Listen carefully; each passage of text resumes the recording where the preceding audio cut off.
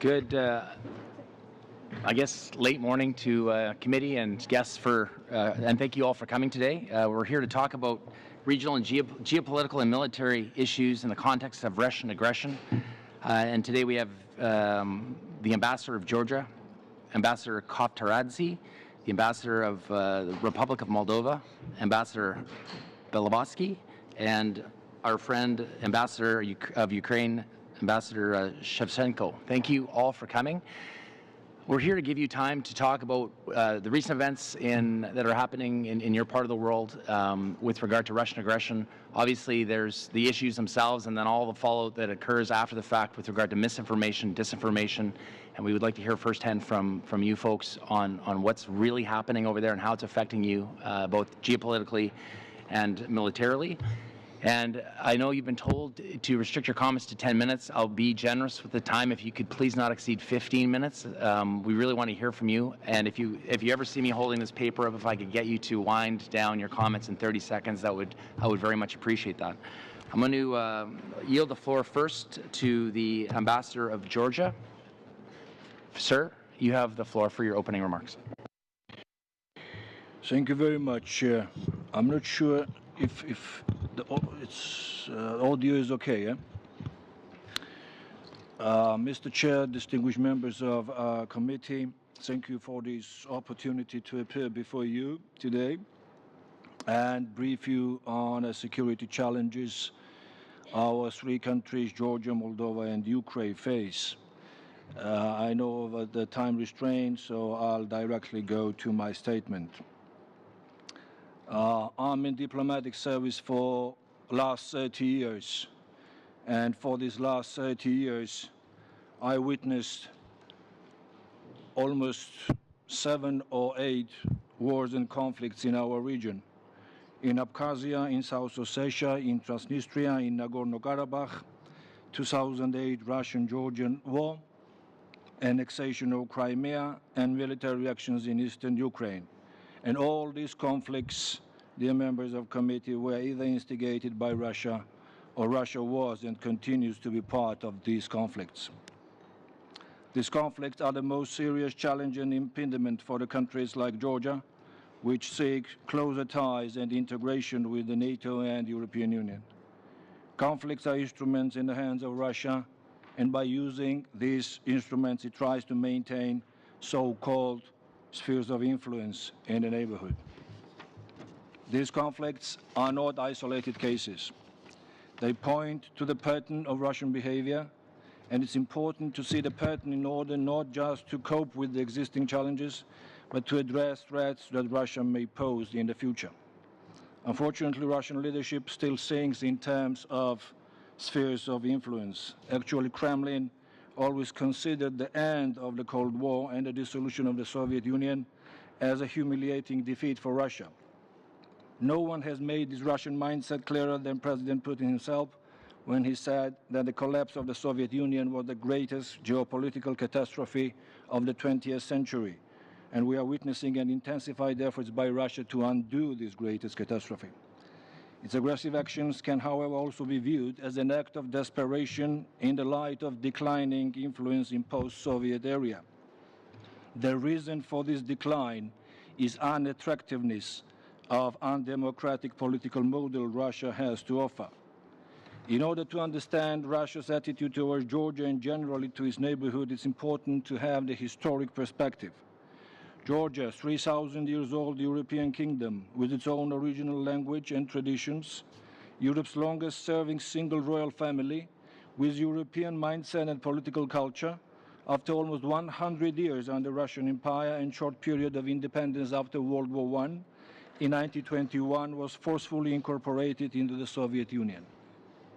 This background is a reason why after regaining the independence in 1991, it was very natural for Georgia to declare European and Euro-Atlantic integration as its major foreign policy priorities. Russia's response was swift.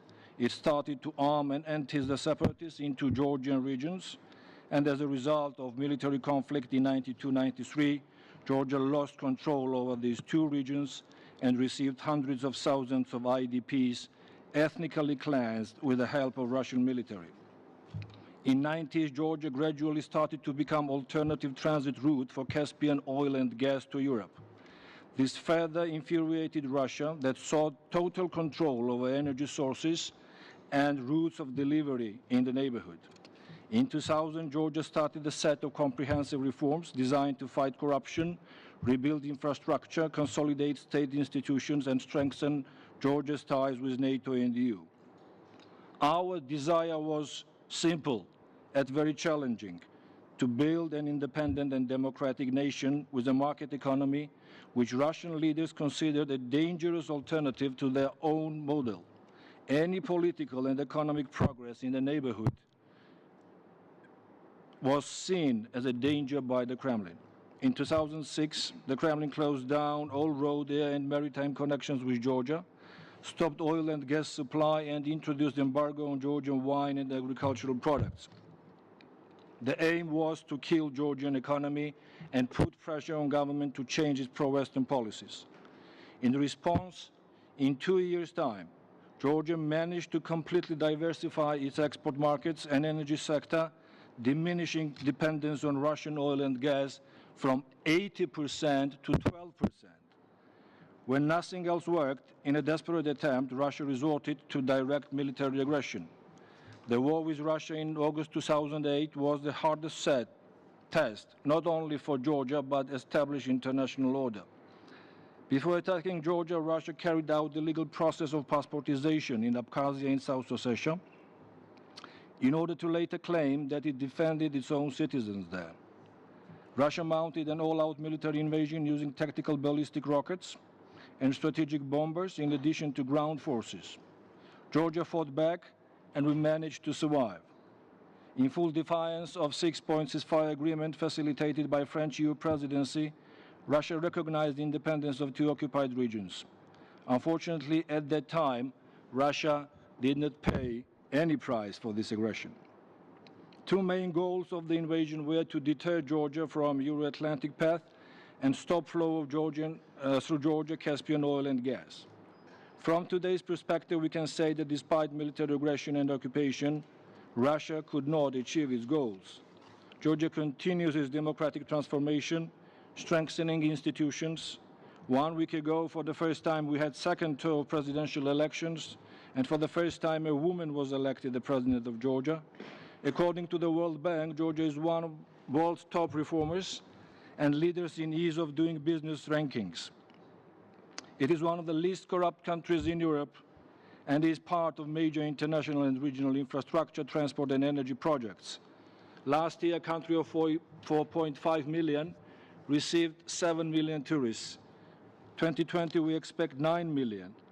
Georgia continues its NATO and EU integration, which has huge public support, and this is what is an asset, big asset of Georgia. About 70% of Georgians support NATO integration and around 80% EU integration. Georgia has all instruments of membership in NATO. We have a well-established NATO-Georgia Commission. We are implementing Georgia-NATO substantial package. We are involved in Black Sea security strategic discussions. We have joint military drills. And actually, for years, Georgia was 3rd biggest contributor to NATO's operation in Afghanistan, in ISAF. And it continues to be the 3rd biggest contributor to Resolute mission today. We had heavy casualties there for the small country, 32 killed and more than 300 wounded in combat. Despite formidable security challenges, government continues with the difficult reforms. At the same time, we try to ease tension with Russia. We established multilateral and bilateral formats of negotiation, and though since 2008 we do not have diplomatic relations with Russia, Georgian government also introduced format of bilateral consultations. There are some positive trends emerging as a result of this. Trade is improving, direct flights are established. I mentioned 7 million tourists. Russians are one of the biggest groups among these tourists. But despite these attempts to improve relations with Russia, the fundamentals of Kremlin's policy towards Georgia have not changed.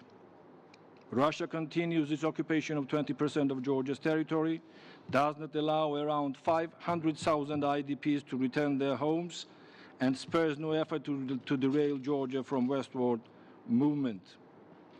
Russian military are erecting dividing walls and barbed wires on the occupation line and constantly move the line of occupation deeper into the Georgian territory.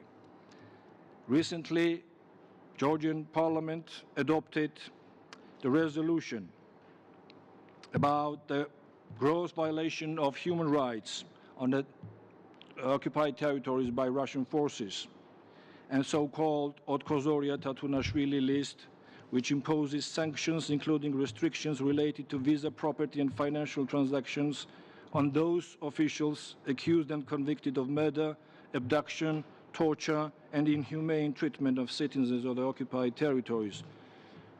We submitted that list to Global Affairs Canada. We would be grateful to Canadian government and parliament for their support in implementing this resolution and sending yet another signal that every crime and gross violation of human rights would have its consequences. We welcome Canada's more active involvement in Eastern Europe. This involvement is not just about deterrence, defense and security. First of all, it is about shared values, values of democracy, rule of law, open societies, free trade. Russia tries to destabilize Georgia, Moldova and Ukraine because by adhering to these values, those countries constitute a direct challenge to the Russian ideological narrative. Their success in building open and prosperous societies would undermine Russian influence in other states of the region by proving that there is a viable alternative.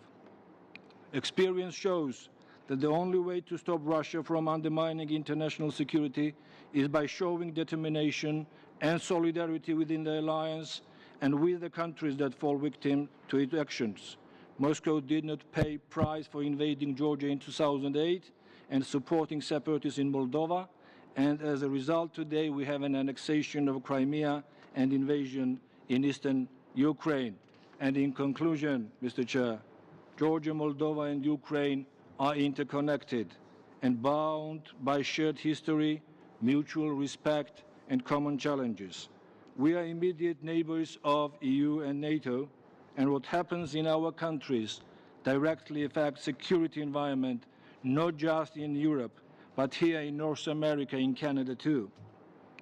That is why it is so important to provide help to Ukraine today when it faces so big challenges, because by helping Ukraine, you are assisting Georgia and Moldova too. And by supporting Georgia and Moldova, you are making Ukraine's case stronger. Best response to destructive policies are further democratic reforms and deepening our integration with Western institutions. We believe doors of NATO and EU should remain open for countries like Georgia, Moldova and Ukraine, and I hope one day, sooner than later, our country's European and Euro-Atlantic perspective would become a reality. Thank you, Mr. Chair. Thank you, distinguished members. Later, I'm ready to answer your questions. Thank you. Thank you, Ambassador. Ambassador Belovsky, the floor is yours. Thank you so much. Chair Fur, Vice Chairs, distinguished members of the committee, my fellow ambassadors.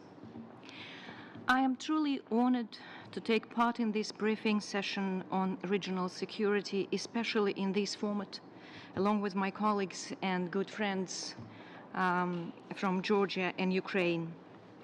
I am particularly glad that all the three heads of diplomatic mission have been invited to address the esteemed members of the Defense Committee and share some of our thoughts and reflections on the regional security that directly affect our countries. I view this briefing in the current composition, first of all, as yet another testament to Canada's growing concern over regional security in Eastern Europe, as a confirmation that Canada recognizes the commonality of the legacy of the past, of all the three countries, of the challenges and threats posed to their independence, sovereignty, and territorial integrity, as well as their common aspirations. Not least, I would like to see this as a sign that Canada is seriously considering a common approach towards supporting our three countries in addressing these threats. Mr. Chair, my country, the Republic of Moldova, is deeply concerned about a serious deterioration of the international security environment that we all feel so closely, and that reminds us of the sad times of the Cold War. We all face a great deal of serious, older and newer challenges and threats to our common security that undermine peace and stability, the rules-based world order, and hinder countries' development.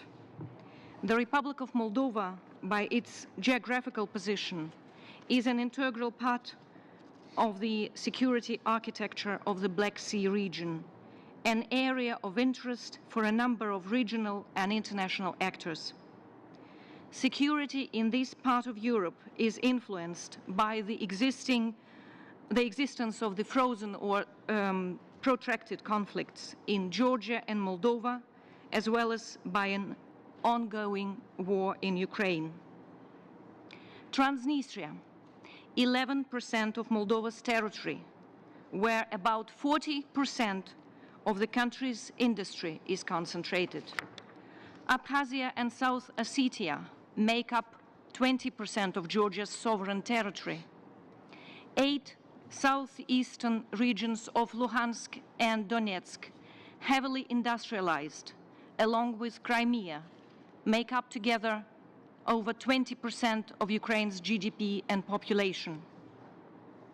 I brought these figures to show how much is at stake for countries that chose to pursue their path to democracy and Euro-Atlantic integration, free of external coercion and pressure. Of course, the level and scale of intensity of the territorial conflicts in each of our countries could differ in various periods of time, but the pattern applied is common. Separatist movements are being encouraged from outside of our countries. The breakaway regions are being strongly supported economically, financially, and militarily. The fact that an active phase of the Transnistrian conflict ended by reaching a ceasefire agreement in July 1992 does not mean that it cannot degenerate into armed hostilities when needed. The conflict remains unresolved for 28 years. Today, contrary to the Constitution of the Republic of Moldova, over 1,700 Russian troops are stationed in the eastern region of my country. Over 20,000 tons of arms and ammunition remaining from the former Soviet 14th Army stockpiled in the region pose a serious threat to regional security. As you are well aware, we have addressed these issues consistently and repeatedly in the framework of the highest international fora, including the UN and OSCE, as this problem does not view exclusively the Republic of Moldova. It affects the entire region, the Black Sea countries, the European continent. Instead of disarming the separatist forces and withdrawing the Russian troops stationed illegally on our territory, in accordance with Russia's international commitments, the region is being continuously militarized with an increase in the capacity to produce and modernize weapons, assault armored military equipment, Grad artillery systems. This was clearly demonstrated last September at the Transnistrian military parade. In this context, I would like to draw your attention to the continuous supply of these forces with modern technology and conventional weapons beyond any control of the international community. Russia continues to offer on a large scale Russian passports and recruit local population in its troops stationed in the region. I take this opportunity to voice our concerns about the recent intensification of the joint military exercises conducted by the Russian troops along with the paramilitary forces of the Transnistrian separatist regime. Only during 2017, over 320 training military activities have been carried out in the region. This year, their number grew considerably. Activities of this kind are being recorded almost daily, with the crossings of the Dniester River during the exercise advancing towards the capital city of Moldova, military exercises with the use of artillery systems, with elements of tactical training by engaging diversion groups, reconnaissance personnel, snipers, etc. The last major exercise included the mobilization of the entire force. We perceive these actions as a direct threat to the sovereignty and territorial integrity of my country. At the same time, these exercises are likely to create new tensions in the region in the context of the crisis in Ukraine. We are also worried about the ongoing activities of the Transnistrian regime aimed at increasing the number of military education institutions specializing in such areas as infantry, tank, artillery, education activities for land forces, craftsmen of propaganda. Additionally, during 2017, 2 cadet schools with a capacity of 500 students aged 11 plus were opened in the region, both founded with the direct support of the Russian Defense Ministry and the former Russian Deputy Prime Minister Dmitry Rogozin, declared by my government persona non grata on our territory. Nowadays, graduates of these institutions are active military personnel of the Transnistrian paramilitary structures and officers of the Russian troops stationed on our territory. Having said that, we are firmly committed to continue our efforts aimed at finding a comprehensive and sustainable political solution to the conflict within the existing 5+2 negotiating format, which includes the Russian Federation, Ukraine and OSCE as mediators, the EU and the US as observers. These major international actors have all the potential to achieve this goal, that of granting a special status to the Transnistrian region based on the principles of sovereignty and territorial integrity of Moldova within its international recognized borders, as it is stipulated in the relevant international documents. I am glad to note a positive dynamics in the process of negotiations that views particularly confidence-building measures in the context of small-step policy. Parties to the conflict have worked hard lately, being focused on resolving the daily problems faced by the population in the conflict zone, in particular issues related to ensuring the rights to education, property, free movement, etc. We will continue to advocate, both within the UN, OSCE and other international fora, but also in the framework of a bilateral political dialogue with the Russian Federation, in favor of a complete and unconditional withdrawal of the Russian troops and ammunition from our territory. And we will continue to stand up for the transformation of the current peacekeeping operation on the Dniester River into a multinational civilian mission under international mandate.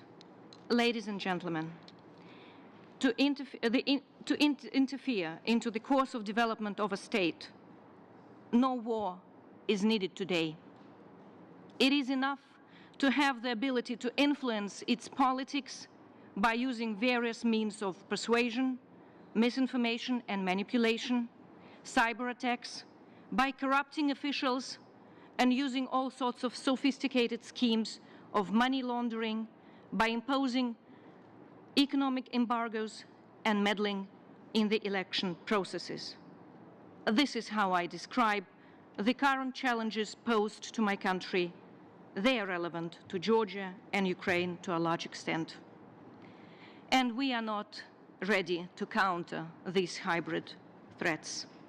Moldova, Georgia, and Ukraine have all signed association agreement with the EU, which provides a clear roadmap for closer political association and full economic integration with the European Union. They have chosen a Western model as their development and security option, which would in effect fully anchor them in the Western space of democratic values. Looking specifically at Ukraine and Moldova, the two neighboring countries, they can't be treated separately from each other.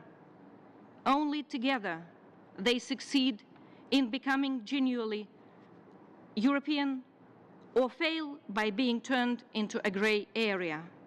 And this is due to their geopolitical and geographic proximity, as you may see on the map provided. Better governance, economic opportunities, justice reform, and fight against corruption should be the cornerstones of Western strategy for these states. German Chancellor Angela Merkel put the crisis in Ukraine in a wider context of Russian interference in Eastern Europe, accusing Russia of creating instability, not only in Eastern Ukraine, but also in Georgia, Moldova, Azerbaijan, and Armenia. I quote, "There is a belt of countries that cannot develop as they want. In the face of this, we cannot close our eyes as Germans," unquote. I am confident Canada fully shares this view. Thank you. Thank you, Ambassador. Ambassador Shevchenko.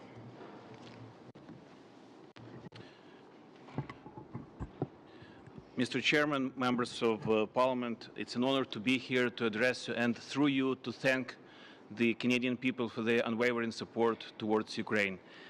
C'est un grand soutien pour ma nation. Merci beaucoup. I would like to start with the footage which many of you have probably seen. It's November the 25th, the International Strait of Kerch, and this video was filmed by a Russian Navy officer who wanted to capture the moment when his ship would follow orders and ram the Ukrainian tugboat. And there is something in this video which strikes me every time when I watch it. It's the voice. It's the voice of the Russian captain who is so excited with this chance to hunt, chase, and hit the Ukrainian vessel. He screams, "Press her, hit her, squeeze her." Make no mistake, they knew what they were doing. They enjoyed this opportunity to do whatever they wanted without any threat to get a proper response.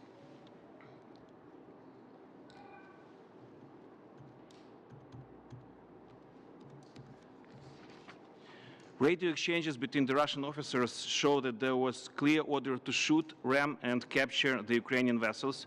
The picture top right shows the damage to the control room of the Ukrainian vessel. They knew exactly where the people were, and that is exactly where they targeted at. Apparently, not everything went well for the Russians as well. The picture bottom right shows the Russian patrol boat, which was damaged because of the collision with another Russian vessel. So it was a well-planned attack, and it was controlled directly by President Putin, as it would be later recognized by his press secretary, Peskov. For the first time since the Russian aggression into Ukraine in 2014, we saw a case when Russian military directly attacked Ukrainian military. This time, they did not hide behind the backs of green men, as it was in Crimea, or behind mercenaries, as it was in the eastern part of Ukraine. This accident was a result of the Russian decision to block the passage through the international Strait of Kerch. As you know, the bridge was illegally built by Russia. A number of individuals and companies related to that were sanctioned by the US and our other partners, and I hope Canada will follow the case. And if you look at the picture there, you will see that there is nothing really new in it, because this is exactly what the Russians did when they invaded Crimea and tried to block the Ukrainian vessels in the Gulf of Donuslav in the spring of 2014. At that time, Russia stole Crimea from Ukraine, and the world did not interfere. This time, they want to steal the Sea of Azov. As of today, Russia has dramatically escalated the situation in the region. It started in the spring. The circled zones that you see show the areas where the Russians started interception and inspection of commercial vessels. Now they practically block the Strait of Kerch from free passage. They have two goals doing that.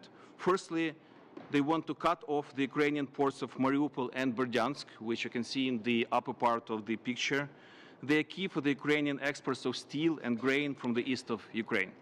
Secondly, this is a perfect set for the further military advance along the northern coast of the Azov Sea all the way to Crimea. And the blue box at the top right shows you the area which is already heavily used for Russian naval exercises. It's right next to the Ukrainian city of Mariupol. By today, Russia has deployed major forces into the region, which allows it to effectively control the water and the air in the region, and also the coastline, most of the coastline of the Sea of Azov. The bigger picture of the region tells us that with militarizing Crimea, Russia has greatly increased its presence through the Black Sea. As you can see, Russia has also stepped up its aviation reconnaissance activities across the Black Sea. As you know, Canada has deployments in Romania as part of the air patrolling operation. So this picture tells you that it was a very right decision by Canada to send your servicemen and your servicewomen. They're exactly where they can make a difference, and they are playing a very important role there to defend, together with us, the eastern flank of NATO.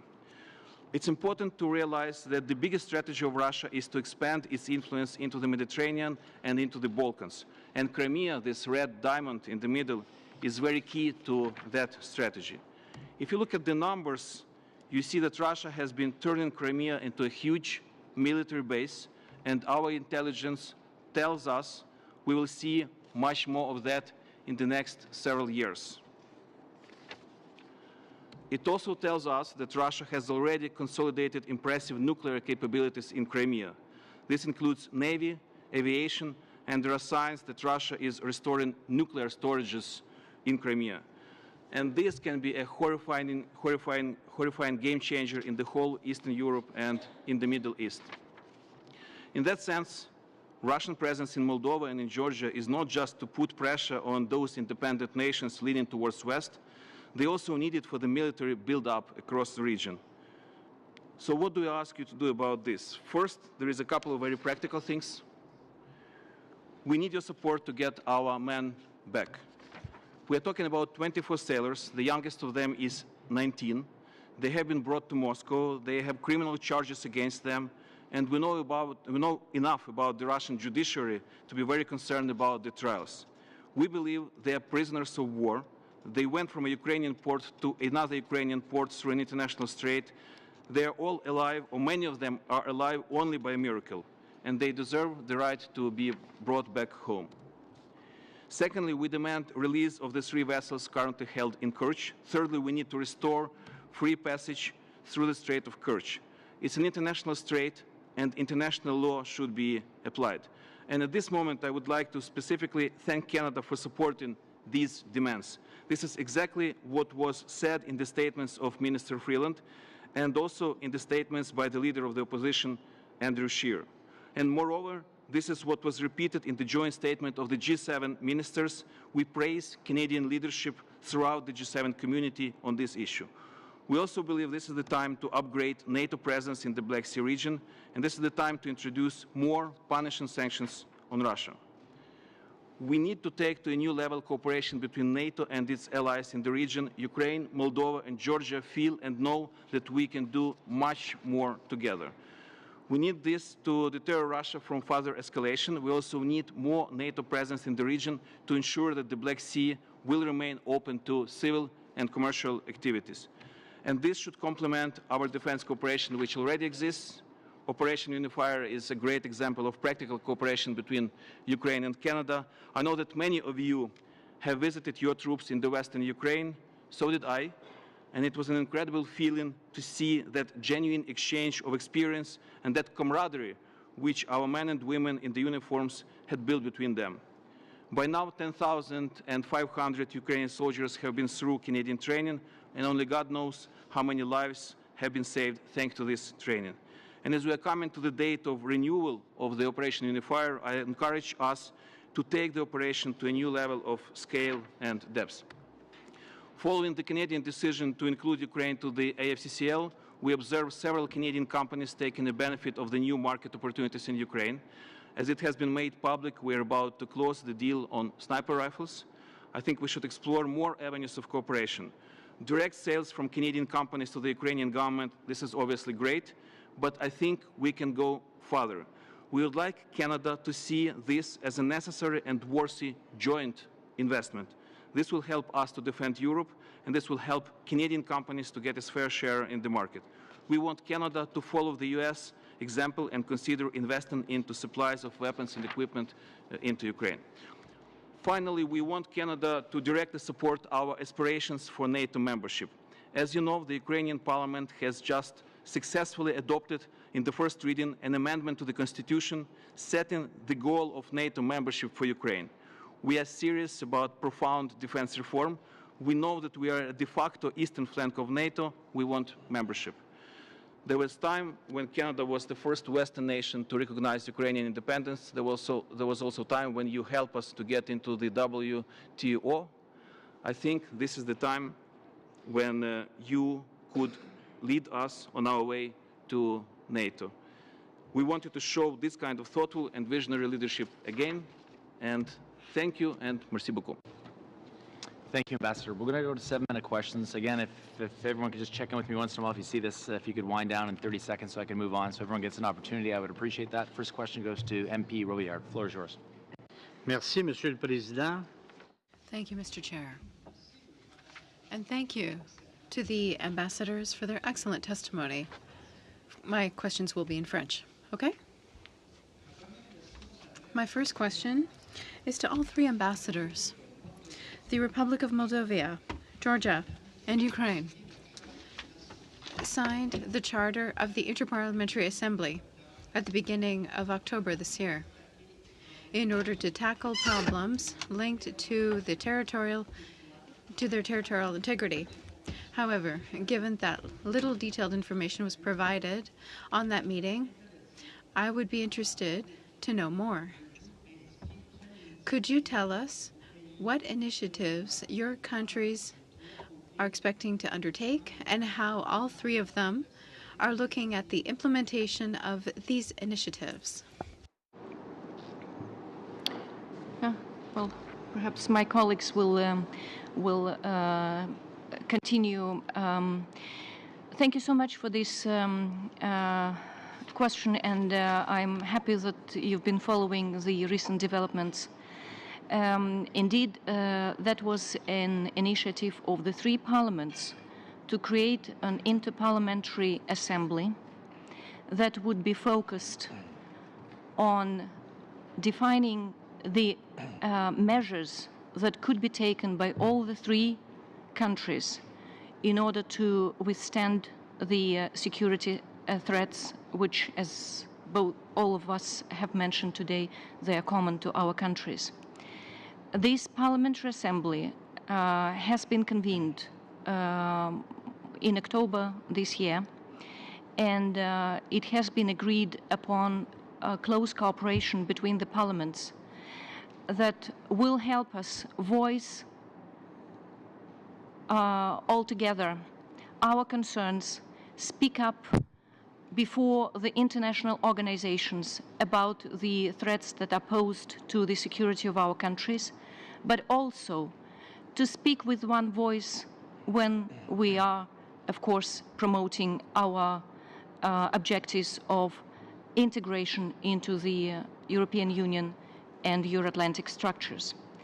We also hope very much that this experience that has been set up by the parliaments will be taken over by the governments, and there would be a closer cooperation on various dimensions. Thank you. Merci. Pour Monsieur l'ambassadeur de l'Ukraine. For the ambassador of Ukraine, I would like to know more about the current situation in the Sea of Azov. Namely, if Ukraine takes steps to negotiate the return of Ukrainian Navy soldiers captured by Russia, it seems to me that Russia is continuing to strike on new fronts. By judging Ukrainian soldiers in Moscow, I would like your point of view on the situation, and I would like an update on it as well. Thank you for this question.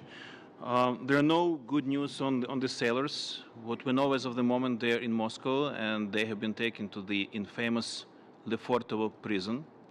There are all signs that Russian leadership wants to make this as a demonstrative criminal case.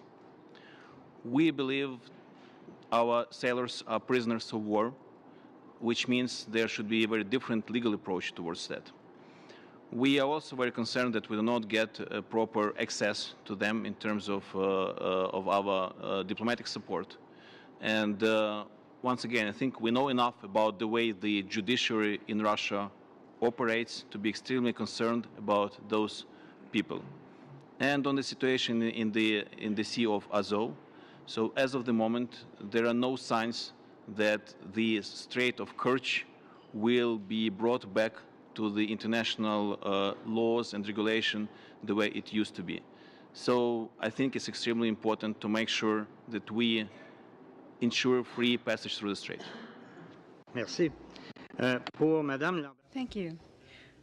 For the ambassador of the Republic of Moldova, last June, you said before the committee that the signature of the border control agreement signed by Ukraine and the Republic of Moldova was going to cut down on trade in weapons, would reduce barriers to trade, and would better control the Transnistria region.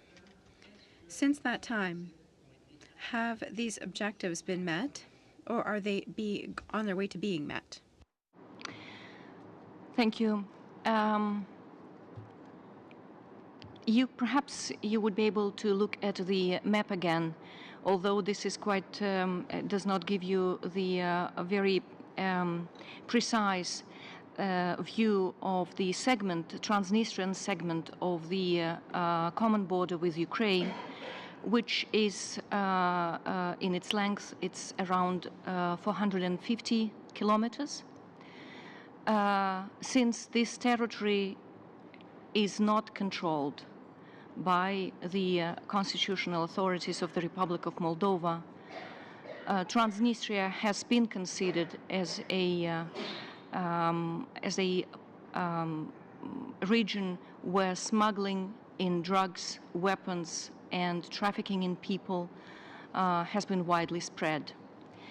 With the introduction of the EU border control mission and with the closer cooperation between the border security authorities of Moldova and Ukraine, this smuggling, let's say, or this transiting of the territory has become, of course, under control, and the situation is getting better, although the control is still not there. So we are aiming at it anyways. And with the cooperation with Ukraine, I hope that we will succeed ultimately. Thank you. Thank you. MP Galan. Thank you, Mr. Chairman. And through you, first of all, I would ask that the ambassador from Georgia provide the committee with a list of every instance of Russian aggression, for example, moving the border at South Ossetia, any incursions, cyber attacks, etc. We would like dates, times, and specific locations. So that is our first request. To Ambassador Shevchenko, how has the recent Russian military and economic aggression in the Kerch Strait changed the dynamic of Ukraine's war against Russia? Well, first, as we have discussed, it really changes the situation at the Sea of Azov. Russia has enough deployments on the land, in the air, and at the sea to completely control the whole Sea of Azov. This also allows them really to quickly advance through the coastline or along the coastline of the Sea of Azov. We have been talking about this for quite a long time, that it was part of their plan to make sure they have a land bridge from Russia towards Crimea.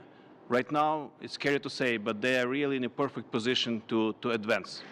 So that is one of the reasons why we are extremely concerned about this. Okay. In addition to adding more presence in the Black Sea, how can Canada and NATO be of assistance in opening marine traffic in the Kerch Strait?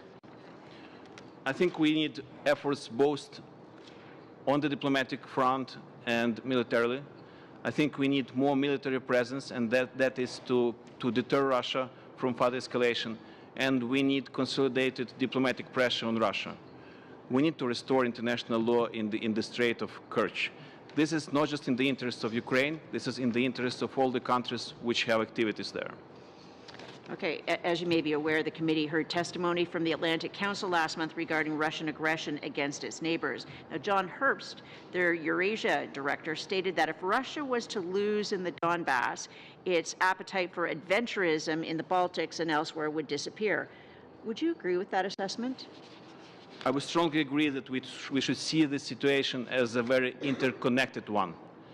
And when we talk about this interconnectivity, we talk about huge region which goes all the way from Syria to the Arctic Ocean.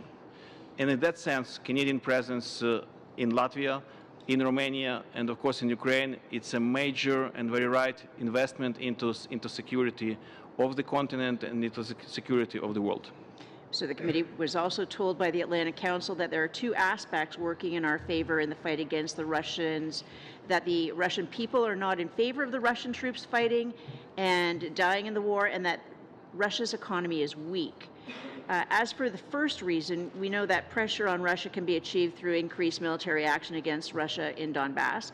Has Canada's support in terms of military aid been sufficient, and what more can we do to help Ukraine keep up the pressure on the Russian troops in the Donbass? First, there is an observation on the Russian society. I think we should not underestimate the atmosphere inside of the Russian society created by many years of propaganda.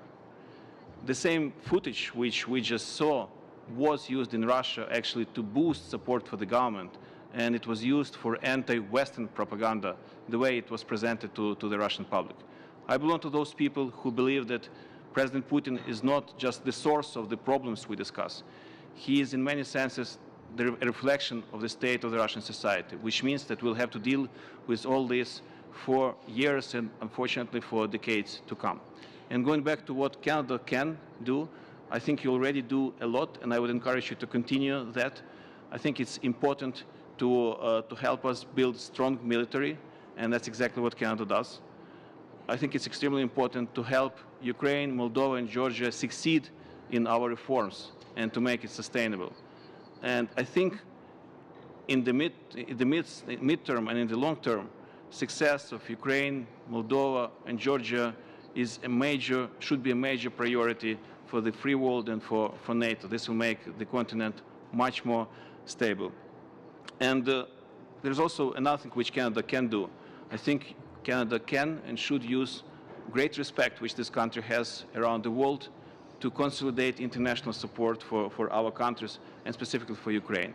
And in that sense, again, I would like to praise Canadian leadership in the G7 community and also in NATO and in other international organizations. So Mr. Herbst also mentioned specifically that the arrival of Javelin missiles will help Ukrainian forces take out Russian tanks. Is there any other specific military equipment Ukraine needs which Canada can supply? Yes, and as many of you are aware, there are very specific contracts which are being discussed right now, even as we speak.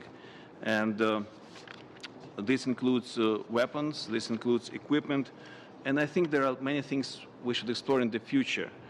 I could give you one example. I heard from our military men that there is a new huge concern and problem with Russia using their laser equipment to blind our soldiers. And it's something which we desperately need. And we need that to understand how we can actually protect our soldiers from this kind of new modern equipment. And I think this is exactly the knowledge and the experience which Canadian Army also needs to have. We would like to see this kind of projects as something that we could jointly invest into. Okay, and the other advantage the Atlantic Council mentioned that we can press is that of Russia's weak economy. The Magnitsky Act is the main tool we have in Canada to assist, an act which many other allies, Western allies, have. Has Canada been using the Magnitsky Act to its fullest potential? Not yet. We're extremely thankful to the Canadian Parliament for adopting the Magnitsky Act, and we think this is high time to put more pressure on Russia using the Magnitsky Act. There are some absolutely demonstrative, bizarre cases of violation of human rights, and I think there are plenty of reasons to make use out of this law. And speaking of other sanctions, other punishing sanctions, I believe the Atlantic Council also recommended to look into sanctions against major Russian banks. And also I would like to see how we can limit Russian commercial illegal activities in the Black Sea region. Cyber attacks have been... I'm going to have to leave it there. Unfortunately, we're out of time, but we should have time to circle back after. I'm going to yield the floor to MP Garrison. Thank you very much, Mr. Chair, and thank you to the ambassadors for being present with us today. Certainly, my party shares your concern about the recent increase in tensions in the region. I know Ambassador Shevchenko mentioned the government and the official opposition statements. The NDP also issued a statement supporting the three demands that you talked about at the beginning in terms of getting prisoners back, release of the vessels, and then restoring free passage of the strait. So we do certainly support you in that. One of my concerns always is that incidents like this have to be responded to and responded to strongly, but they can't let us get knocked off our longer-term success in building relationships with all three of your countries in terms of the integration. So one of the things that the NDP had previously called for between Canada and Ukraine is visa-free entry, and also for Ukrainians to Canada, and also restoring of the youth access agreements. And I'm wondering whether there has been any progress on either of those, because I think those are very important in building our longer-term relationships and helping to strengthen Ukraine's democratic values and economy. First of all, I would like to thank NDP for its continuous support towards Ukraine. On the youth mobility agreement, I can report that, yes, we do have progress on that. We have received Canadian proposals on this major and very important agreement, and right now we are in the process of consideration. I believe we're in a good position to advance on youth mobility. It's something which both countries will greatly benefit. Unfortunately, I don't see much progress on visa-free regime. And I can also say that in 2018, we see again increase in the numbers of refusals for visas towards Ukrainian citizens. As of the moment, this number is as high as 26%. I think there is no good reason to justify such a huge, high number for visa refusal for Ukrainian citizens. I think our goal for both countries is very clear. We need to make sure that there is a free opportunity for people to travel between the countries. Certainly, it's hard for me to understand when Ukraine already has visa-free access to the EU, and when we already have a free trade agreement between Canada and Ukraine, why we would not proceed to visa-free access. And I certainly haven't heard explanations from the government which would justify the high rate of refusals of visas, so you certainly still have our support on that. Second thing you mentioned is that Operation Unifier is coming up for renewal. Certainly I was one of the members of the committee. It was privileged to go to Ukraine and see the project in action. I'm wondering whether you think an early statement, whether we have the details worked out and whether we're going to expand that agreement, would an early statement about supporting the renewal of that mission at this time from Canada be of use given the crisis in the region? Absolutely. The very fact of renewal of Unifier will be a strong message of support towards Ukraine. And I can also share with you that I think this time we are in a very good communication with the Canadian government and with the Canadian armed forces on how we can make better use out of Operation Unifier. This last year we have seen the extension of the geography of the operation. Also, I can hear that a lot of things have changed in terms of the scale and the depth of cooperation between Ukraine and Canada. I hope we'll see more of that after March 2019. Certainly, I know my party is very much in favor of such an early declaration that there will be a renewal of that agreement. I don't think it's necessary for us to work out all the details at this point, but it would I believe, will also send that strong signal. I've got probably very little time, but I'm going to turn to the other two ambassadors today.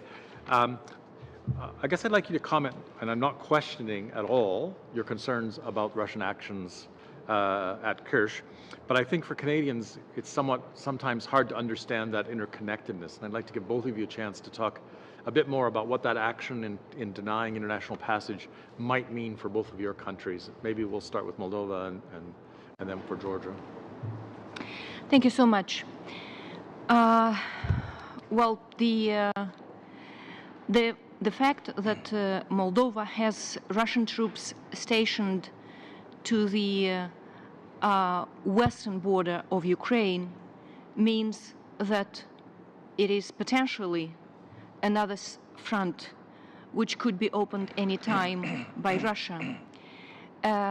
Transnistria region is situated actually 100 kilometers from Odessa.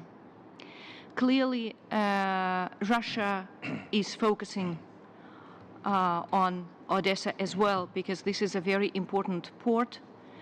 And, the proximity of the Transnistria to this part of, which is, the Black Sea port, indeed poses serious threats to the security of Ukraine and to the security of the entire region.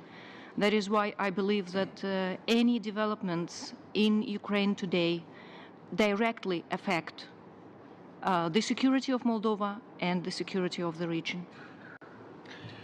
Thank you very much. If you allow me, just very briefly elaborate on two previous questions, because they are interrelated with the question that you gave us.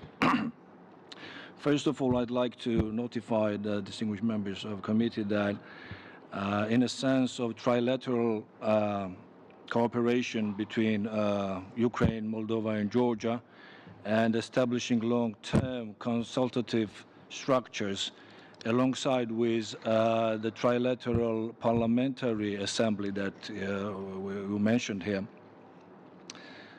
It would be tomorrow, day after tomorrow, I'm not sure, but within the OSCE meeting, there will be meeting, I suppose, between Canada and the organization called GUAM. The abbreviation is Georgia, Ukraine, Azerbaijan, and Moldova. This is an organization which we established back in the 90s in order to have additional tool for consultations. We continue and for cooperation. And the fact that Guam establishes direct contact with Canada is a very good message. Very good message of Canadian support to Ukraine, Moldova, and Georgia. The second issue concerning the Russians' actions in Georgia, including the hybrid war and borderization. So issues are that we would be happy to provide all this information that we provided to the government already. And it was mentioned about the Magnitsky Act. Od Kozoria Tatunashvili list is a kind of Magnitsky Act of Georgia. Yes. If you could wind up in 30 seconds, please, Ambassador. Actually, this is an issue that we really need Canada's involvement, and also not just in a sense of imposing sanctions, but also sharing the experience how Magnitsky Act is implemented by Canada in connection to many countries, including Russia. And concerning, we were talking, three of us, about interconnection of our fates, histories, and challenges. First, Russia attacked and used Black Sea Fleet. It attacked Georgia in 2008. And actually, Russia uses the same ships and naval ships that it is using in Kerch and in Azov Strait that it used against Georgia in 2008. Secondly, we are talking about a wider region. Maybe Moldova is not a literal state of a Black Sea, but it's a Black Sea region state. So we were happy to learn that in Brussels summit, NATO introduced Black Sea security discussions. And it's very important because Georgia is a very integral part of these discussions. And this shows the participation of our three countries in the discussions at the Black Sea, that what happens in Ukraine today very much affects what will happen in Georgia and Moldova tomorrow, as well as what happened in 2008 in Georgia very much affected what is happening in Ukraine today. Thank you. Thank you, Ambassador. I'm going to yield the floor to MP Gerritsen. Thank you very much, Mr. Chair. My questions will primarily be for the Ambassador of Ukraine. First, I just wanted to ask Your Excellency about the video that you showed to the committee that demonstrated the Russian aggression. Can you comment as to where the video sourced from? I mean, obviously it was from a Russian ship. Was it shared publicly? Did Russia share that as propaganda? Did you obtain it by some other way? Is it publicly available? I'm just curious how the video kind of got out there. Well, it was widely spread by international and Russian media. Mm-hmm. So it was used as a propaganda tool within Russia? That's what I believe. Okay. This committee made a recommendation following the study that we did on Ukraine, and the recommendation 7 was that the Government of Canada provide lethal weapons to Ukraine to protect its sovereignty from Russian aggression, provided that Ukraine demonstrate it is actively working to eliminate corruption at all levels of government. And one of the things that we had discovered as a committee when we traveled to Ukraine, I guess that was a little over a year ago, was that there were still some elements of corruption within the government structure that needed to be dealt with to move towards a fully functioning government that was one that used the democratic principles as values to be established. I'm wondering if you can comment on the work that Ukraine has been able to do to that end. It's an impressive amount of work, and I'm happy to say that you, Canada, help us to do this. And as many of you know, there is a major Canadian investment into the defense reform in Ukraine. You help us through your advice and through your people who on the ground help us to change our military. And when we talk about the reform of the Ukrainian armed forces, there are several clear targets for that, clear goals. First is very practical, to be able to defend our land. Second, to make sure that we can work together with our allies from NATO and in the future inside of NATO. And third is to fight corruption, which Ukraine used to be notorious for. I believe we are quite successful in that. And also you mentioned the recommendations of the committee, and I would like again to thank the committee members for very thoughtful and visionary recommendations which you provided in terms of Ukraine and in terms of Canadian actions in the region. Right. The reason why I read recommendation 7 out, Your Excellency, was because I think that given the fact that the committee made a recommendation with that caveat attached to it, it would definitely be there would be a lot more.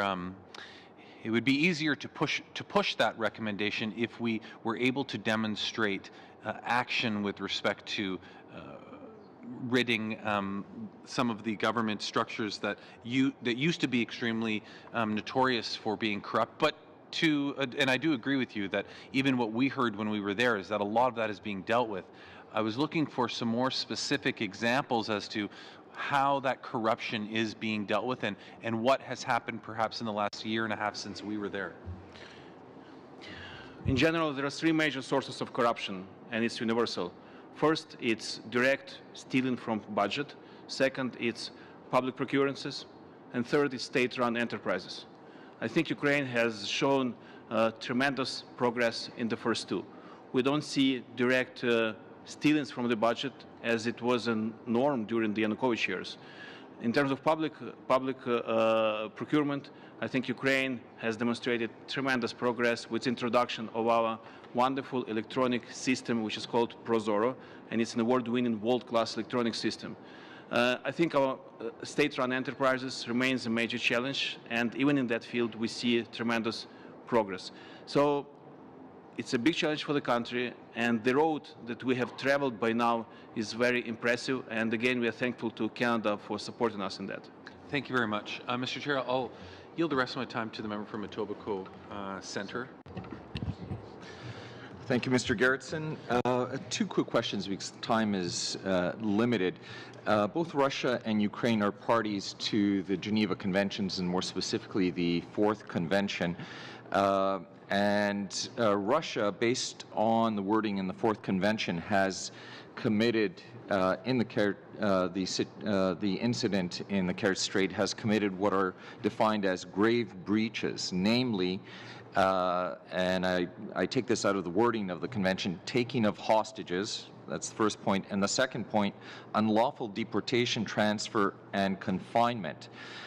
Signatory nations of the Geneva Conventions are obligated, it's not optional, they're actually obligated to search for persons having ordered these hostages to be brought to trial regardless of nationality and location where the crimes took place. So my first question will be, has Ukraine initiated any actions under the Geneva Convention for those who have ordered this illegal seizure of Ukrainian soldiers, and also the fact that they're not being treated as POWs?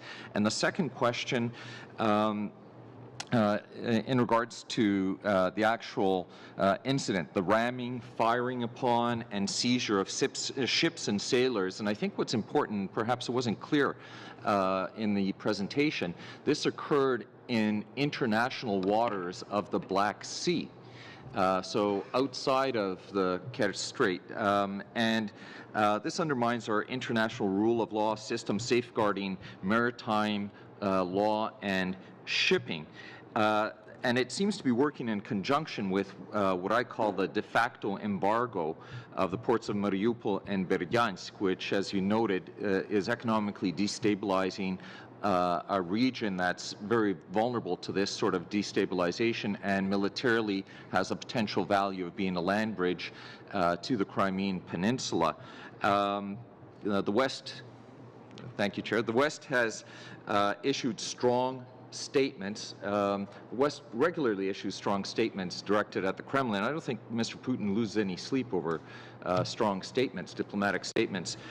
So with sectoral sanctions that target the ports of Rostov-on-Don and the sister port Novorossiysk, which is actually the mother port, you could call it, 300 kilometers away, distance Toronto-Kingston, sectoral sanctions that target the corporate entities of those two ports, as well as the oligarch owners. Do you think that that would have an impact on Mr. Putin's actions in the region? Ambassador, I'm going to have to hold it there. Unfortunately, we're out of time, but we will have time at the end, and potentially we could circle back on an answer to that question. I'm going to have to yield the floor to MP Derowitz. 5 minutes, please.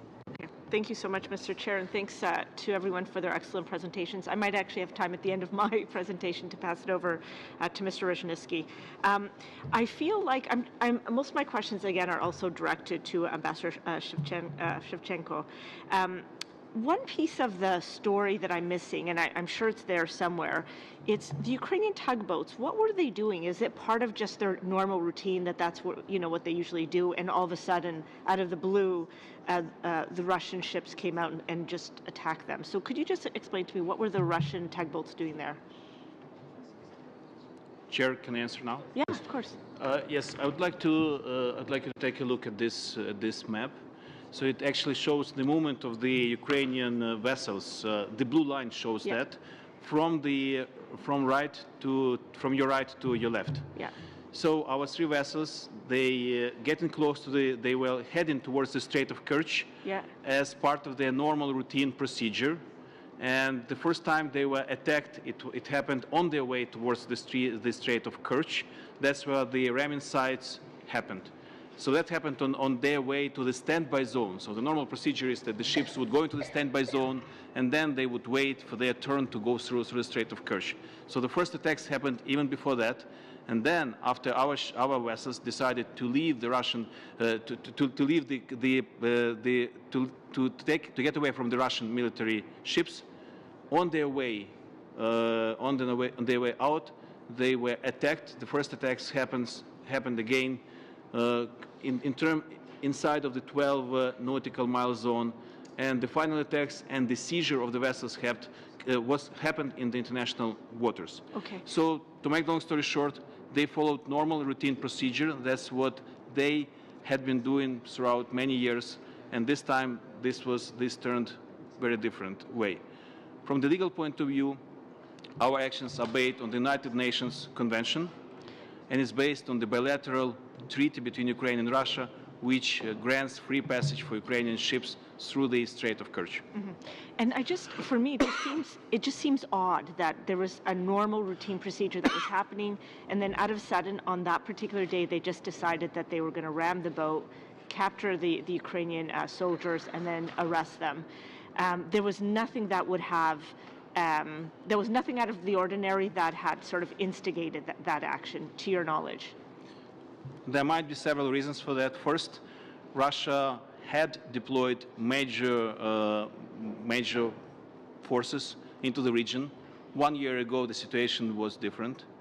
Second, I think they could have some other reasons for this provocation. The upcoming presidential election in Ukraine, the G20 summit, or some other things. And I would not like to make any presumptions on that.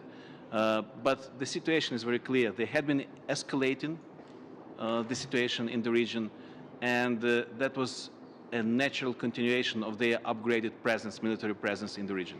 And my next question is, I've read about the poor economic situation in Russia. To what extent is there a correlation with their escalation in the region and their poor economic situation in Russia? Do you have a response to that? Many of us believe that one day a refrigerator will win over a TV set. Yeah. That's exactly what happened in the end of the Soviet era. The economic sanctions against Russia make huge difference, and I would strongly encourage us to work together on more punishing sanctions.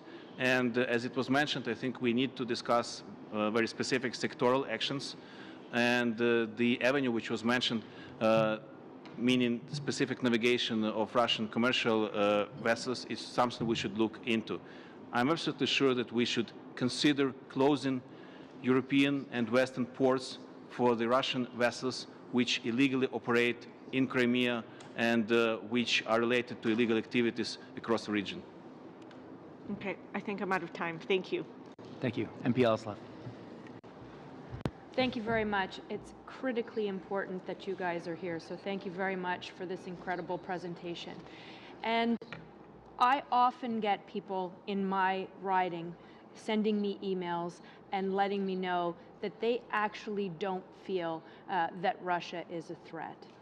And I wonder if you could help me with that. Would you see an increase in Russian militarization and capability? You've given us pictures of increased nuclear missiles and capability and tanks and airplanes and ships. So have we seen recently an increase in military capability? And have we also seen an increase in Russian aggression from 2008 in Georgia to then in Moldova to the Ukraine, where we've also seen poisoning of UK citizens on their soil, as well now as actual military aggression in the Sea of Azov? Could you help me to explain to Canadians why they should take Russian aggression threat seriously?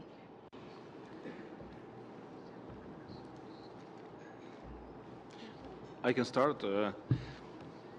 It's about this enormous interconnectivity of the world today. The same ships which were part of the Russian aggression into Georgia. They were part of the Russian annexation of Crimea, and they were part of Russian Navy operations at the coast of Syria. Bigger or greater Russian military presence in the Arctic means more threats and more risk to Canada and to all our other partners in the region. And the Salisbury attack really tells us that no one should take for granted peace and the safety on our land. Russia wants to destabilize the international order.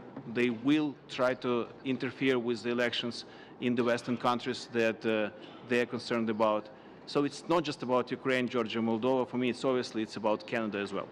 Thank you. And Ambassador Beletsky, you were quite clear when you said that today you don't need to have a war to jeopardize the national security of a nation and sovereignty of a nation. And you highlighted some of the cyber attacks. And again, Ambassador Shevchenko just mentioned about the Arctic Ocean. So would you comment on whether or not Canada should take seriously Russian aggression that could happen right here on Canadian soil, and why they should therefore care about what's happening over there? Well, I'm assisting at a very interesting discussion, and I wanted just to comment on the previous questions and to what you have mentioned. You can imagine that having the frozen conflicts in the two countries and war in Ukraine, this is a leverage of Moscow to keep these countries weak, to keep under their control, and to prevent the countries from moving towards the integration into the democratic, the space of democratic values. This is a leverage, and which is used very skillfully. Moldova's frozen conflict, as I mentioned, has a history of 28 years. And since, Moldova got independence, it has chosen as a strategic direction of its development European integration, and since then it has been so difficult to move forward because of the obstacles we are getting. Exactly, and could you talk just briefly about the cyber warfare, the things like money laundering and threats to banking and information systems that are why perhaps Canada should also recognize that it doesn't have to be troops on the ground to jeopardize the sovereignty of a nation? I mentioned in my presentation meddling in the election processes. This was real for several times. I will also mention how much Russia has used Transnistrian population in order to ensure that they got the best involvement in the elections of the Russia's presidential elections. Out of 27 polling stations opened on the territory of Moldova, 24 have been opened on the Transnistrian territory, because Russia believes that this is where the big share of the Russian population is living. The cyber attacks are taking place every day in Moldova. I believe there was a figure of over 1,000 per day that we are registering. So all this is used against moving Moldova. In summary, in your opinion, Canada should take the Russian aggression threat seriously, not only for its impact on the security and sovereignty of your nations, but of Canada's as well. And I'm gonna have to hold you there. This has gone well over. We'll have time to circle back. I think we know what the answer to that is, but I'm gonna have to yield the floor to MP Spengeman.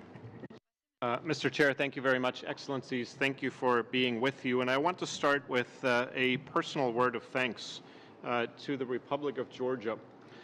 Just prior to the 2008 war between Russia and the Republic of Georgia provided the middle ring security for the United Nations assistance mission in Baghdad, Iraq, during very difficult times. I had the privilege of serving in that mission at the time, and I owe a word of debt of gratitude to the women and men from the Republic of Georgia who provided that security ring.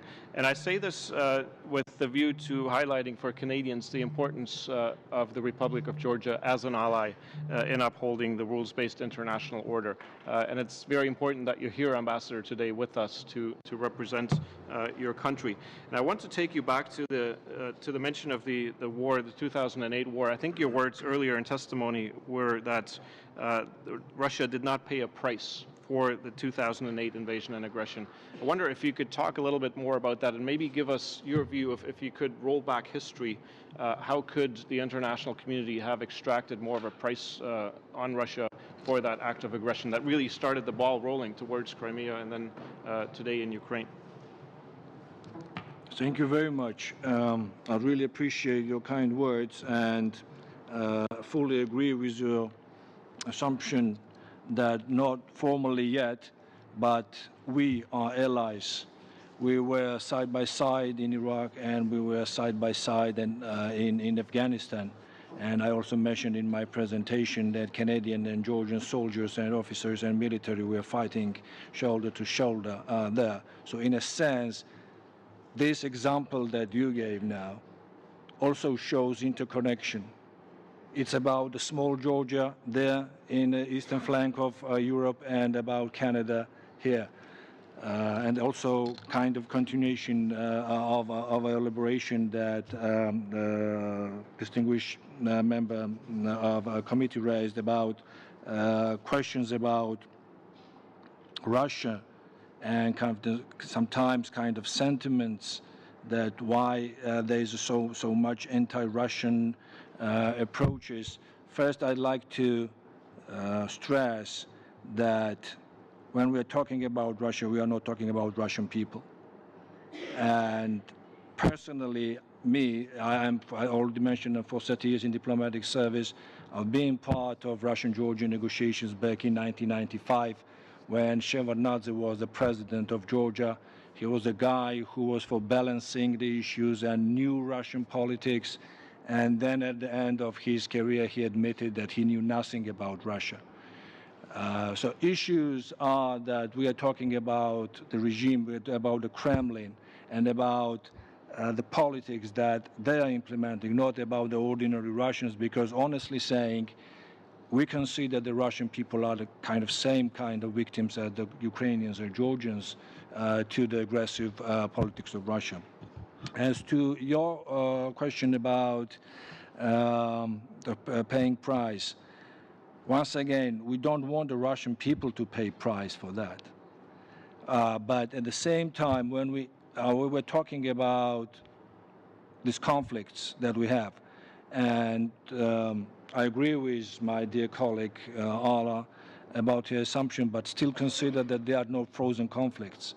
They're hard conflicts when every day people are killed and abducted, so it's not the frozen conflict in a sense. So in Russia, they were well received messages, and I know it from my experience. And when there is no counteraction to the aggression, they continue with this aggression. And what we are talking about, that not paying price, it didn't start in 2008. It started somewhere at the beginning of 90s. From the outset of independence of these three countries, they were pro-Western. Russia considered pro-Western policies, though we all had, let's agree on that, somewhere in those 90s, this perception that Russia one day might be also a democratic state and a part of alliance even. They were ahead of Georgia in 90s with dealing with NATO. But issues are that in 90s, Russia invaded Georgia, instigated conflict in Moldova, didn't pay price. It attacked Georgia in 2008. didn't pay price, and now next Crimea and the aggression in Eastern. So very important, believe me, very important that the Western alliance, not because of the alliance as a military one, but as a values, as a shared values, to be very vocal that Russia will pay price if it continues with its aggressive actions. Thank you. Thank you. MP Martel. Ouais.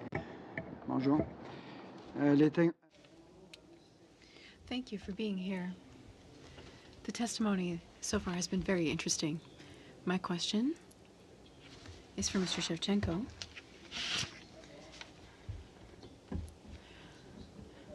I don't know if you can give me an answer on this, but let's say we have a scale from 1 to 10. And the number 10 is total war against Ukraine's sovereignty. On that scale, could you tell us where we are approximately? Well, we are more used to count the Russian aggression not on that scale, but on the scale of human lives that we keep losing every day. And there is another Ukrainian life which was lost today. Hard to judge, but I think the dynamics is very clear. It has been escalating. Ouais. Vous savez qu'on s'approche des élections. You know that the elections are coming in Ukraine. You know that that's coming up, that the elections are coming up in Ukraine. Can you tell us if the tension caused by the Russians might go up as we get closer to the election date? I would not be surprised to see that.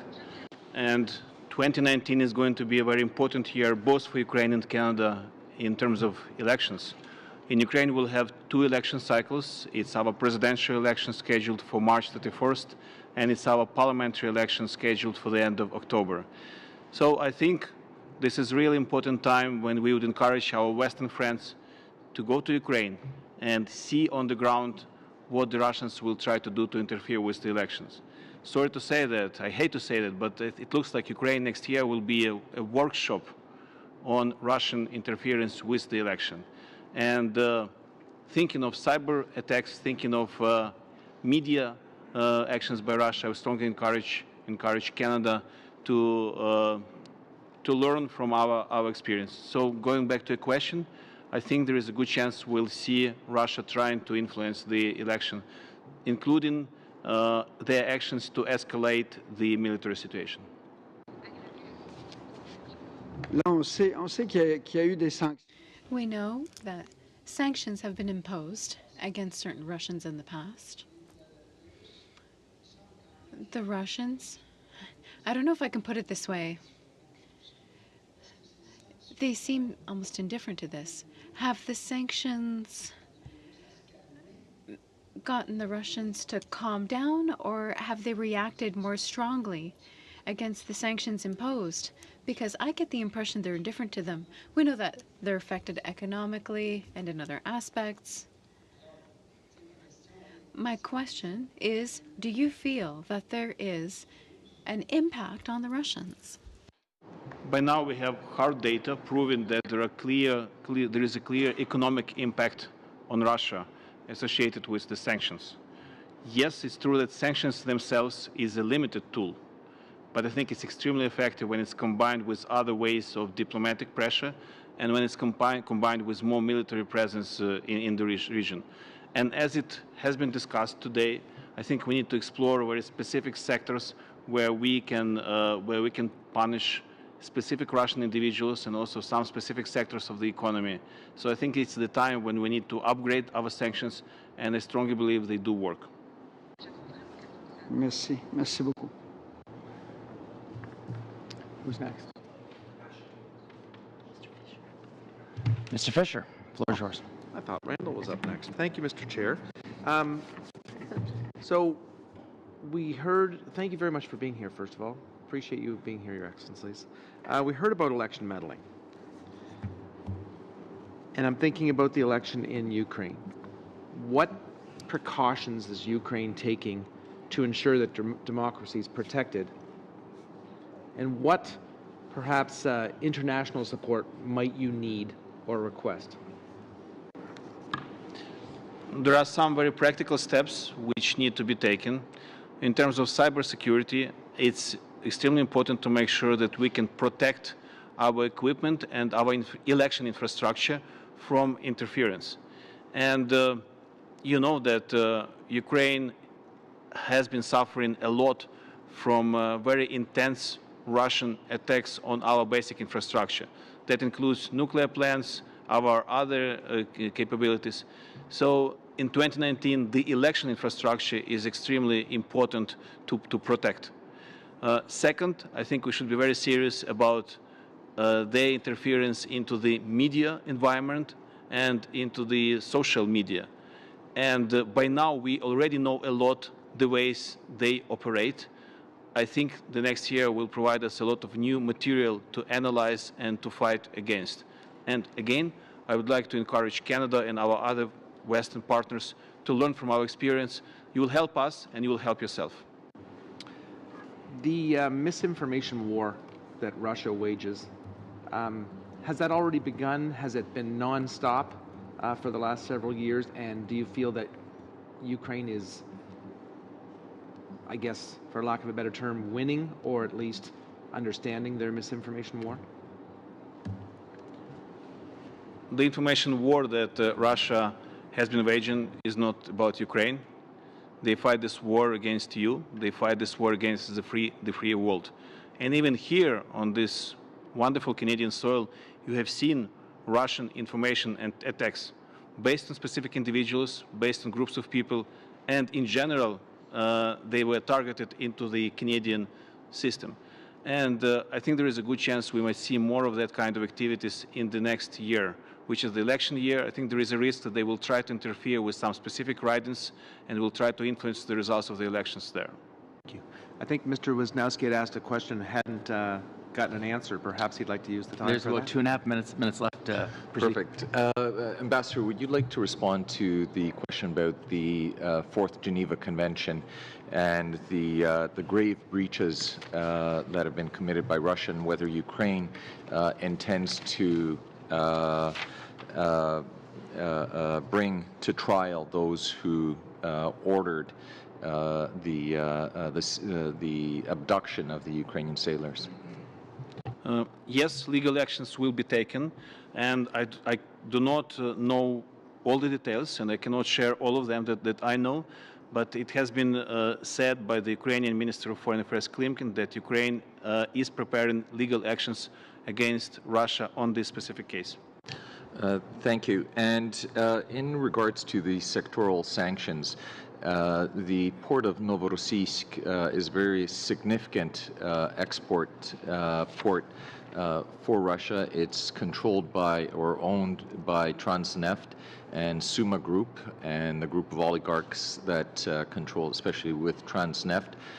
Do you think specific sanctions against the corporate owners and the oligarchs who own the corporate entities that control those two ports that I mentioned earlier, whether those would be effective? And I'll leave it at that for now. Yes, I think we should look into this. We should understand that Russia has done a lot to limit or block other nations from normal commercial activities in the Black Sea region. And I think we need to make sure that they will pay their price for this. And also, they think of all the Russian ships which illegally go to the Crimean ports, which illegally operate across the Black Sea and the Azov Sea. I think we should make it extremely toxic for anyone to cooperate with them, and I think we should consider closing European and international ports to those Russian boats which violate international law. Your time. I'm going to move over to last formal question to Mr. Garrison. And I just want to continue on sanctions for a moment there. Ambassador Savchenko, you said that sanctions were starting to have an economic cost in Russia, and Mr. Wisniewski has given us some specific examples, but what was your government thinking about when it called for strengthened sanctions? What did it actually have in mind? There are several specific sectors of the Russian economy which should be considered, and I'll go back to the recommendations by the Atlantic Council, which was mentioned here. They specifically encouraged Western powers to think of major Russian banks, which are crucial for the Russian economy and which have a lot, and that some people in the Putin circle have a lot of personal interest in. Second, I would think about the sanctions connected to the Russian commercial activities in the Black Sea region. Also, I would explore all the opportunities that the Magnitsky Act of Canada provides us with. Great, thank you. I know there's very little time, but I want to come back to Georgia for just a second. As Mr. Spangman does recognize the contribution that Georgia has made as an ally of NATO and Canada, I'm wondering if there are ways in which Canada could do more to help strengthen that NATO integration preparation, I guess I'll call it, for Georgia. Are there things we could be doing now that would assist Georgia in that? Thank you for the question, because after the meeting I'm leaving for Saint Jean military college, where the Georgian officers are undergoing the courses within the MTCP. It's a military training and cooperation program of Canada, and we are really grateful for that, because it's about 72 Georgian servicemen, servicewomen, as well as civilians already underwent and planned to be invited for different type of courses. Canada is already part of Georgia-NATO cooperation. It's a SNGP called, it's a substantial package of Georgia-NATO cooperation, and Canada already assigned one expert for aviation, and we really appreciate that. And now we are considering the Canada's involvement into the foreign language courses for Georgian military who are prepared for international peacekeeping missions. So in a sense, Canada is already part. We were invited by by the Department of Defense to participate in the Maple Arch exercises together with Ukrainians. So we will be part of that. And from our side, we invited Canada to be part of Georgian NATO joint military exercises that we have annually on the soil of Georgia. Thank you very much. Given the time we have remaining and the number of MPs that wanted to continue asking questions, I'd like to move to 4-minute questions. Thank you for everyone for their patience and their discipline so far, but we're going to have to be extremely disciplined on this next one to get everyone through in the time we have remaining. I'm going to yield the floor to MP Derwitz. 4 minutes, please. Thank you, Mr. Chair. So a couple more questions. Thank you again.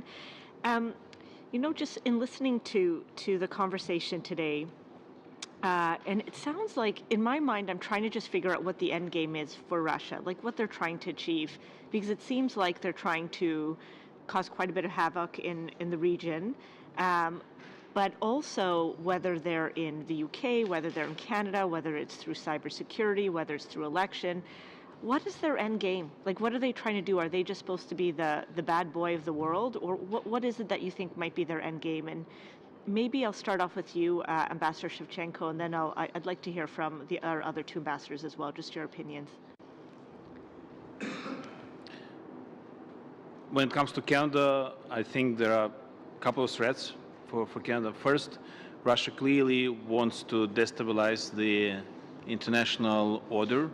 And I think their signal with all this action was very clear. We do not care what you think about this. We're going to do what we want to do. So I think, yes, they want to destabilize the existing international system. And I think they are seeking new ways to influence politics from within Western societies. Okay, thank you. And then if we have Moldova? Sure. Well, the end game for me is that Russia simply wants to maintain control and to keep the countries of the former Soviet Union in their sphere of influence, and they are doing everything for this.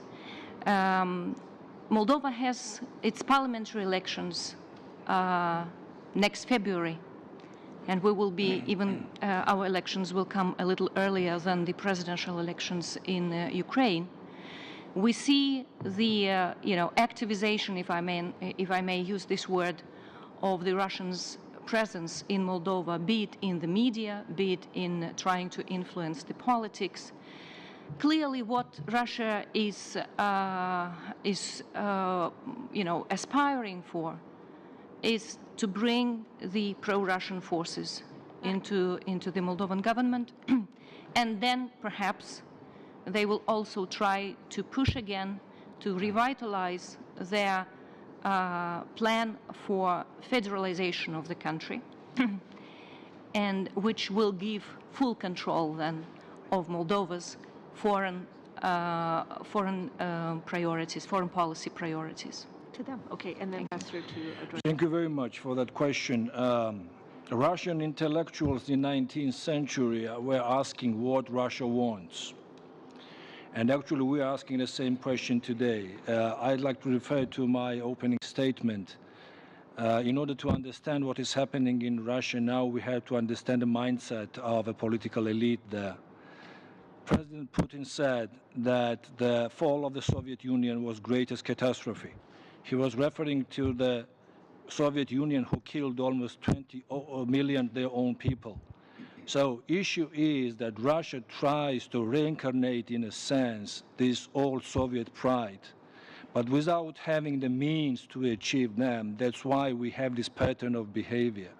And once again, thank you very much for inviting us here, because at least we try to show our perspective. Because it's very important to see pattern in order not just to cope with the existing challenges, but also to predict, in a sense, and to analyze how Russia might act. And it's not about the bad or good boys.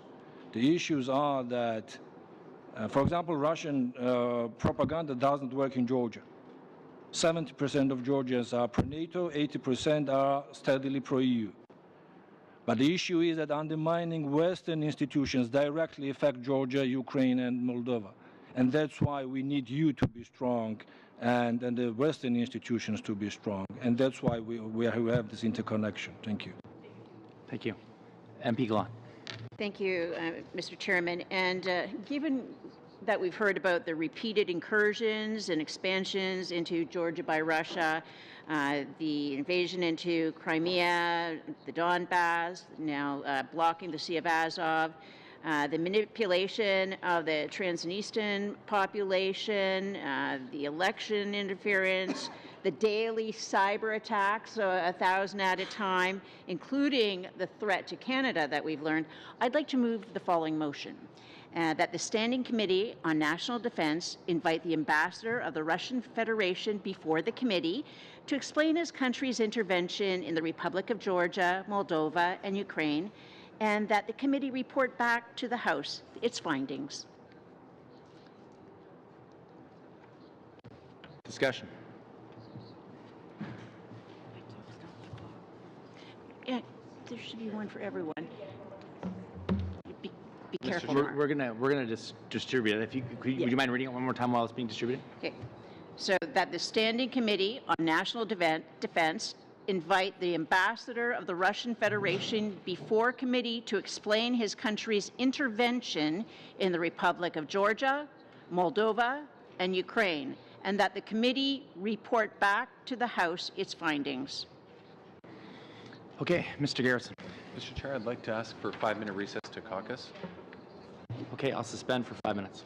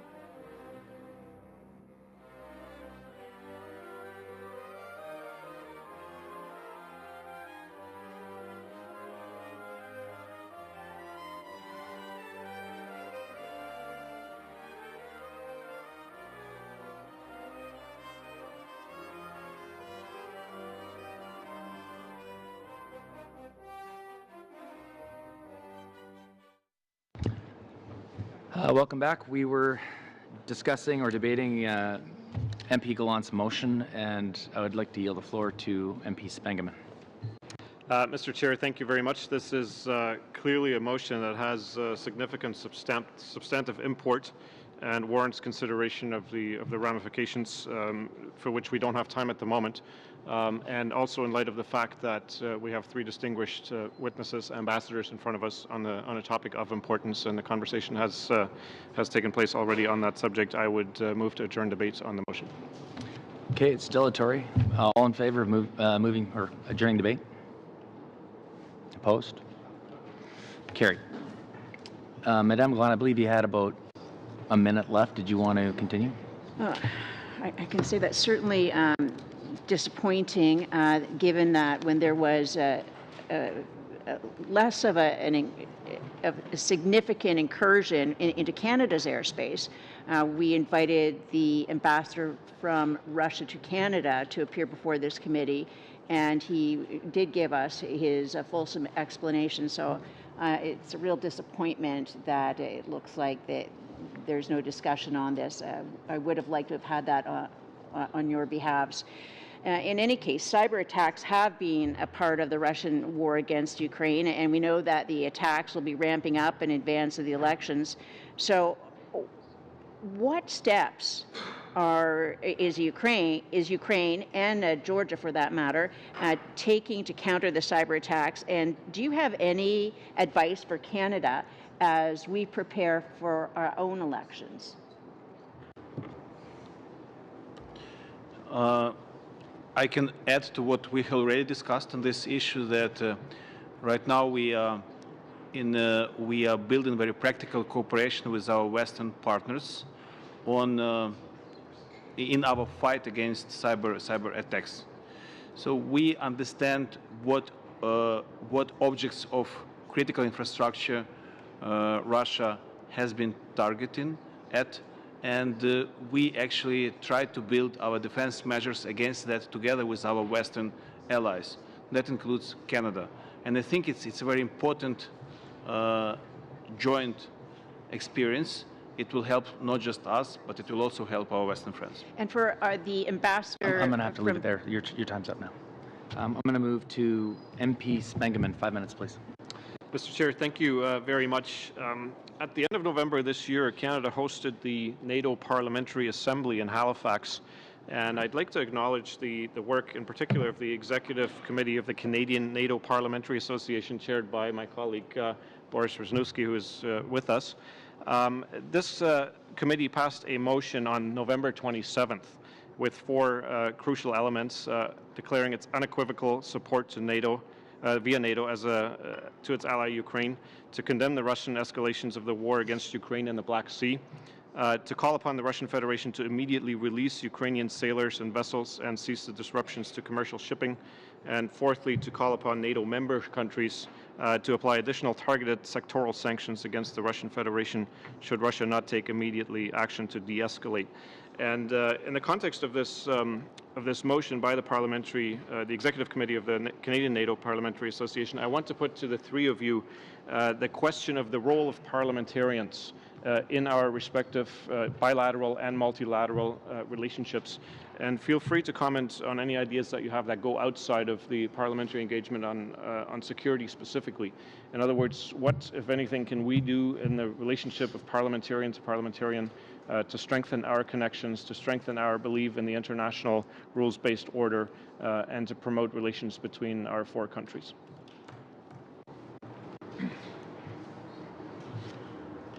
Okay, I think that I will start first.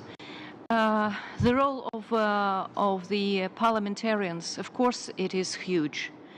I mentioned that interparliamentary assembly that has been created between the three countries, which is a very strong tool to make our country's concerns better heard.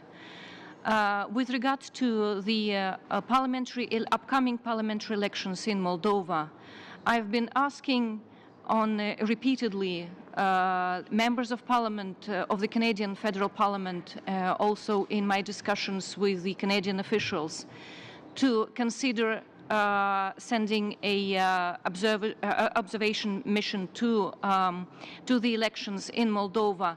There is also, of course, there would be very much appreciated if the government could also consider the participation of Canadian observers at our elections. And I hope that the Parliament of Canada can put pressure on the government to decide on this matter.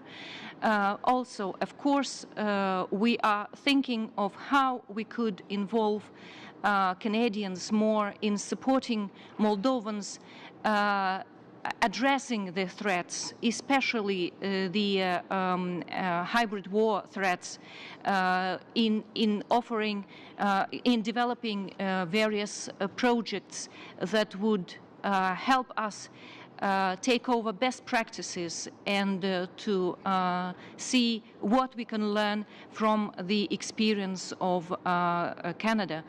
I know that there is a there was an agreement after the summit of G7 that Canada will create a unit, a special unit that will be considering measures to tackle the threats to democracy. We would really like to see that these actions, these activities of Canada will take into consideration the threats towards the whole region and Moldova, certainly, but also to listen to us, to engage us in a discussion so that we could also make clearly what concerns us with regards to the democratic processes in Moldova. Thank you. Thanks. I think we're about out of time. I want to thank the three of you for coming here. Russian aggression is a problem for global peace and security for all of us.